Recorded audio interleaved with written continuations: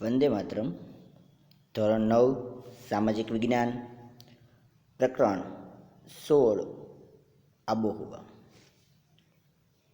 અગાઉના વિડીયોની અંદર આપણે જોઈ ગયા કે શિયાળાની ઋતુ શીતઋતુ કે જે સમયગાળા દરમિયાન ઉત્તર ભારત કે જ્યાં બરફવર્ષા થાય છે, પરિણામે ત્યાં તાપમાન છે ખૂબ નીચું જતું હોય છે. ખાસ કરી ઉત્તર ભારતના જે રાજ્યો છે, સિક્કિમ, દાર્જિલિંગ, શિમલા, મનાલી, દિલ્હી, અલ્હાબાદ, કે જેને પરિણામે ત્યાં તાપમાન છે માઇનસની અંદર પણ જતું હોય છે. બીજું આપણને એમની અંદર કહેવામાં આવ્યું હતું કે શિયાળાની ઋતુ દરમિયાન દક્ષિણ ભારતની અંદર વિપરીત પરિસ્થિતિ છે જોવા મળે છે. ચેન્નાઈ, કોચીન, મદુરાઈ આ વિસ્તારનું તાપમાન છે 20 સેલ્સિયસ સુધી છે જોવા મળતું હોય છે. વિષમ આબોહવા જોવા મળે છે. શિયાળો સ્ફૂર્તિદાયક, આરોગ્યવર્ધક હોય, રાત્રિ લાંબી હોય, દિવસ ટૂંકો હોય. શિયાળાની ઋતુ દરમિયાન બંગાળની ખાડી પરથી વાતા પવનો ક્યારેક કમોસમી વરસાદ એટલે માવઠું પણ લાવતા હોય છે. આજે આપણે આ વિડીયોની અંદર ગ્રીષ્મ ઋતુ એટલે કે ઉનાળો માર્ચથી મે તેના વિશે માહિતીથી મેળવવાની છે. એમ તો વિદ્યાર્થીઓ, તમે ધોરણ 9ની અંદર આવી ગયા એટલે 1 થી 8 ધોરણની અંદર તમે ક્યારેક ઉનાળાની બપોર, ગ્રીષ્મનો મધ્યાહન અથવા તો ઉનાળા વિશે નિબંધ છે ક્યારેક લખ્યો છે કે ઉનાળાની પરિસ્થિતિ કેવા પ્રકારની હોય છે. તાપમાન ઘણું બધું ઊંચું હોય છે. આ સમયગાળા દરમિયાન લોકોનું જીવન ધોરણ, પ્રાણીઓનું જીવન ધોરણની અંદર ઘણો બધો ફેરફાર છે થતો હોય છે. શરૂઆત કરીએ આપણે. ભારતમાં માર્ચ મહિનાથી મે મહિનો સૂકો અને ગરમ હવામાનવાળો ઋતુગાળો એટલે કે ઉનાળો કહેવાય. માર્ચથી મે મહિના સુધી ભારતના જમીન ભાગો પર સૂર્યના લંબ કિરણો દક્ષિણથી ઉત્તર ક્રમશઃ પડતા જાય છે. તેથી ભૂમિભાગો વધુને વધુ ગરમ થતા જાય છે. તાપમાન સતત ઊંચું થતું જાય છે. માર્ચ મહિનો દક્ષિણ ભારત માટે સૌથી વધુ ગરમ હોય છે. આ સમયે ત્યાં કેટલાક સ્થળોનું તાપમાન 40 સેલ્સિયસ જેટલું ઊંચું રહે છે. જ્યારે એપ્રિલ અને મે મહિના દરમિયાન મધ્ય અને ઉત્તર પૂર્વ ભારતમાં સૌથી વધુ ગરમીનો અનુભવ થતો હોય છે, જ્યાં કેટલાક સ્થળોએ તાપમાન 45 સેલ્સિયસથી 50 સેલ્સિયસ તાપમાન અનુભવાય છે. અહીં આપણને એક બાબત સમજાવવામાં આવી કે દક્ષિણ ભારતની અંદર માર્ચ મહિનાની અંદર સૌથી વધારે ગરમી હોય. ત્યાં 40 સેલ્સિયસ સુધી તાપમાન જતું હોય છે. એપ્રિલ અને મે મહિનો જે મધ્ય ભારત અને ઉત્તર પૂર્વ ભારત માટે સૌથી વધુ ગરમ હોય. ગુજરાત, મધ્યપ્રદેશ, રાજસ્થાન, ઉત્તર ભારતની અંદર દિલ્હી સુધી કે જ્યાં તાપમાન 45થી 50 સેલ્સિયસ સુધી જતું હોય છે. પરિણામે ગરમીને લીધે ઘણા બધા લોકો મૃત્યુ પણ પામતા હોય. ત્યારબાદ કીધું કે ઉનાળામાં સમગ્ર ભારતમાં એકંદરે ગરમ હવામાન અનુભવાય છે. વિકલ્પીય અને ઉચ્ચ પ્રદેશની ઊંચાઈને લીધે દક્ષિણ ભારતમાં ઉનાળો થોડોક સૌમ્ય હોય છે. ઉત્તર ભારતની સરખામણીએ અહીંમાં તાપમાનનો આંક નીચો રહે છે. દિલ્હી અને અલ્હાબાદમાં તાપમાન 37 સેલ્સિયસ હોય, જ્યારે મદુરાઈનું તાપમાન 30 સેલ્સિયસ હોય. કોચીન અને બેંગ્લોરનું તાપમાન 27 સેલ્સિયસ હોય. આમ દક્ષિણ ભારતમાં તાપમાન પર સમુદ્રની અસર અને ભૂપૃષ્ઠની અસર છે એ થતી હોય છે. જો અહીંયા પણ કહેવામાં આવ્યું કે ઉત્તર ભારતની અંદર દિલ્હી અને અલ્હાબાદ કે જ્યાં શિયાળાની ઋતુ દરમિયાન 10 સેલ્સિયસ સુધી તાપમાન જતું હોય, જ્યારે ઉનાળાની ઋતુ દરમિયાન ત્યાં 37 સેલ્સિયસ તાપમાન પહોંચી જાય છે. દક્ષિણ ભારતની વાત કરવામાં આવી કે જે સમયગાળા દરમિયાન આપણે અહીંયા 40થી 45 સેલ્સિયસ સુધી તાપમાન જતું હોય, 50 સેલ્સિયસ સુધી તાપમાન જતું હોય, તો ત્યાં એને કીધું કે મદુરાઈની અંદર 30, કોચીન, બેંગ્લોરની અંદર 27 સેલ્સિયસ જેટલું તાપમાન જોવા મળતું હોય છે. પરિણામે ભારતના જે ભૂપૃષ્ઠ છે તેમાં અલગ અલગ વિસ્તારોની અંદર અલગ અલગ અનુભૂતિ છે થતી હોય છે. ત્યારબાદ આપણને કહેવામાં આવ્યું કે બંગાળની ખાડી અને અરબ સાગર ઉપરથી આ ઋતુમાં ઉષ્ણકટિબંધીય ચક્રવાત તૈયાર થાય છે. ચક્રવાત એટલે કે વંટોળ, વાવાઝોડું, જે કિનારા તરફ આગળ વધતા કિનારાના પ્રદેશમાં ક્યારેક નુકસાનથી સર્જે છે.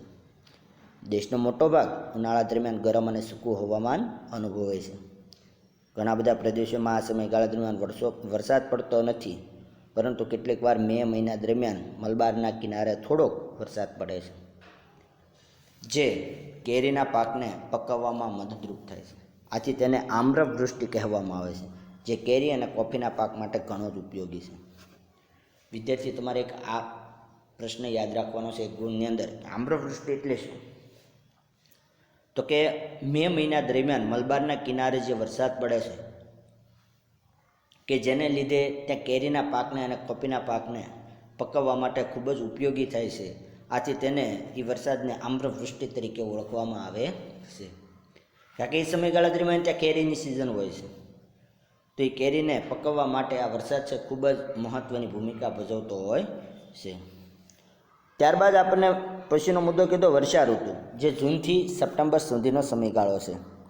આપણને પણ ખ્યાલ છે કે વર્ષા ઋતુ એટલે કે ચોમાસાની ઋતુ, અને ચોમાસાની ઋતુ દરમિયાન કેવી પરિસ્થિતિનું નિર્માણ છે થતું હોય છે. ઘણી બધી જગ્યાએ વરસાદ છે એનું પ્રમાણ વધારે હોય, કાળા ડિબાંગ વાદળાઓ છે અવકાશની અંદર જોવા મળતા હોય છે.